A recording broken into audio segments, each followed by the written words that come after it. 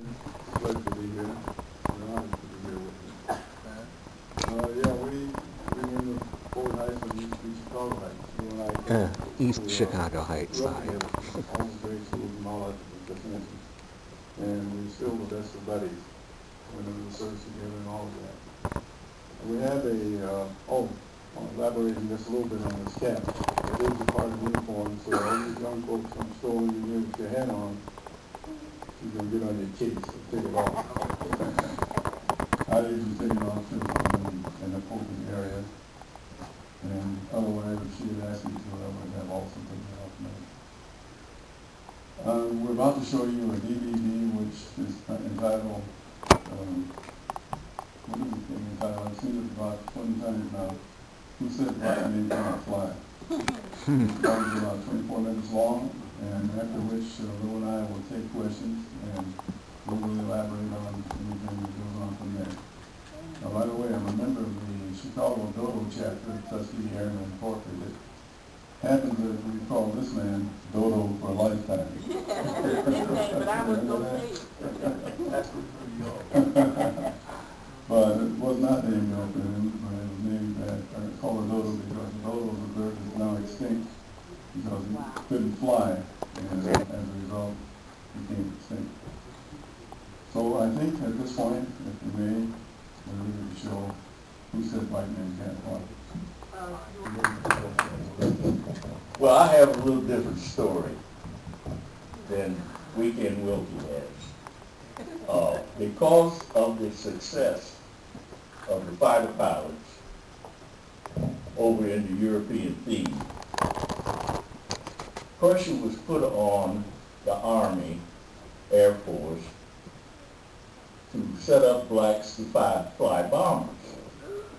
Now, if you were flying a bomber, it takes more than just the pilots for that team. There had to be a team of at least 5 people on that bomber. There had to be 2 pilots, a navigator, a bombardier, and a flight engineer. Now, as we went through training, it was set up that I was better qualified to be a flight engineer. So instead of staying in Tuskegee, I was sent to Amarillo, Texas. Again, there was the same racism that followed us through our whole Army career. But we did get training because we were classified as cadets, and so we were just the same as students. And what a flight engineer does is he has to know every working part of a plane. He has to know what to do if something goes wrong, if the cable breaks, if the landing gear won't come up or come down. So it took almost a year of training just to learn all of those things. But what else the flight engineer had to do, he had to be a gunner. And on the plane, as you can come up and see later, there's a turret on the bomber. And in flight, to protect that plane, the flight engineer had to operate that turret and had to be a sharpshooter shooter in case they were attacked by any other planes. The unfortunate thing, well, Will gave you some statistics that Tuskegee trained about 100